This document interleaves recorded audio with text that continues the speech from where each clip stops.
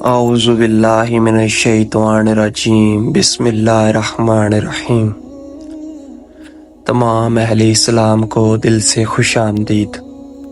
ایک دفعہ کا ذکر ہے کہ بصرہ میں ایک بوڑھا آدمی رہتا تھا جس کا واحد کام اپنے لوتے بیٹے کی دیکھ بھال اور پیار کرنا تھا، جو کہ ایک خوبصورت نوجوان تھا۔ بوڑھے نے اپنی ساری رقم اپنے بیٹے کی تعلیم پر لگا دی۔ وہ نوجوان چند سال کے لیے چلا گیا اور اس نے اس زمانے کے بڑے بڑے عالماں کے زیر سایہ ایک معروف یونیورسٹی میں تعلیم حاصل کی۔ بیٹے کی پڑھائی سے واپس آنے کے دن آن پہنچا تھا اور بوڑھا آدمی دروازے پر بیٹھے انتظار کر رہا تھا۔ جب بیٹا آ کر اپنے باپ سے ملا تو بوڑھے نے اس کی آنکھوں میں دیکھا اور بڑی مایوسی محسوس کی۔ بیٹا، تم نے کیا سیکھا؟ اس نے پوچھا۔ میں نے وہ سب کچھ سیکھ لیا ہے جو وہاں سیکھنا تھا، والد اس نے کہا۔ لیکن کیا تم نے وہ سیکھ لیا جو نہیں سیکھا جا سکتا؟ باپ نے پوچھا۔ بوڑھے نے کہا، بیٹا جاؤ اور وہ سیکھو جو نہیں سیکھا جا سکتا۔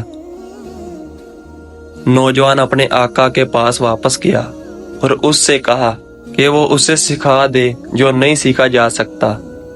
ان 400 بھیڑوں کو لے کر پہاڑوں پر چلے جاؤ اور جب وہ 1000 ہو جائیں تو واپس آ جاؤ، ماسٹر نے کہا۔ نوجوان پہاڑ پر جا کر چوراہا بن گیا۔ وہاں اسے پہلی بار خاموشی کا سامنا کرنا پڑا۔ اس کے پاس بات کرنے والا کوئی نہیں تھا۔ بھیڑیں ان کی زبان نہیں سمجھتی تھی۔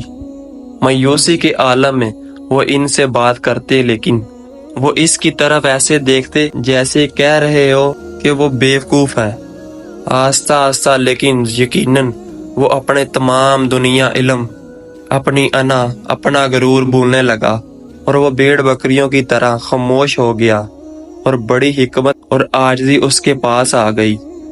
2 سال کے آخر میں جب بھیڑوں کی تعداد 1000 ہو گئی تو وہ اپنے مالک کے پاس واپس آیا اور اپنے پاؤں پر گر گیا۔ اب تم نے وہ سیکھ لیا ہے جو نہیں سیکھا جا سکتا، ماسٹر نے کہا۔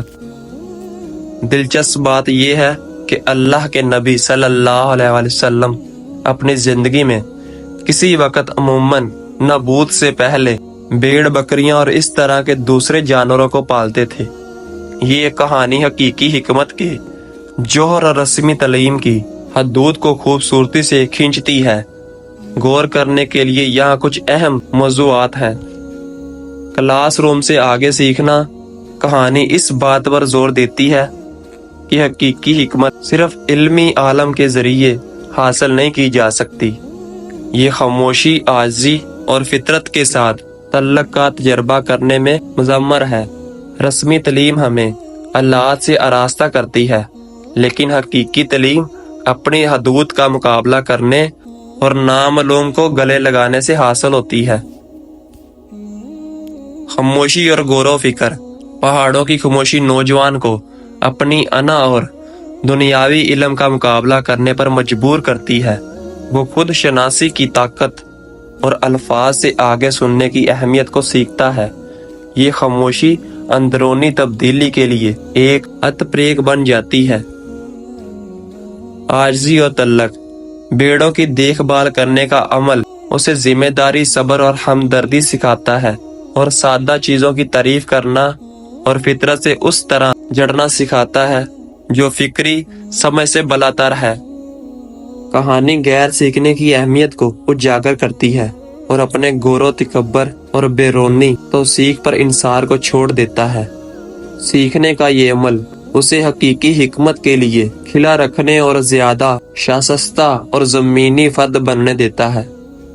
بیڑے چرانے والا انبیاء کے بارے میں نوٹ کہانی میں ایک اور پرت کا اضافہ کرتا ہے۔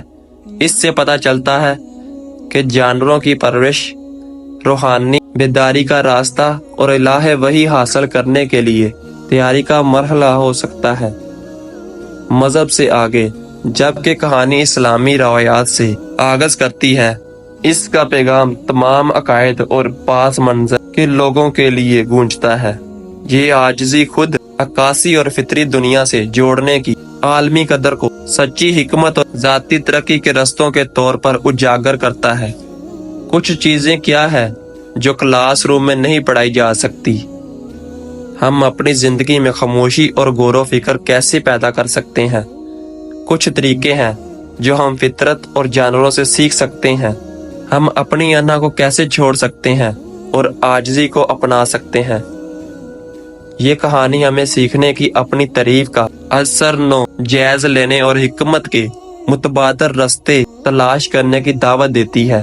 یہ ہمیں یاد دلاتا ہے کہ حقیقی عالم صرف کتابوں اور لیکچروں سے نہیں آتا، بلکہ خاموشی، عاجزی اور اپنے ارد گرد کی دنیا کے ساتھ گہرے تعلق سے بھی حاصل ہو سکتا ہے۔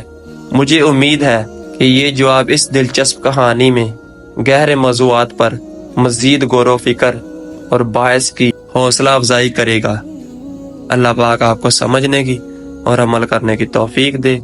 آمین ثم آمین۔ جزاک اللہ۔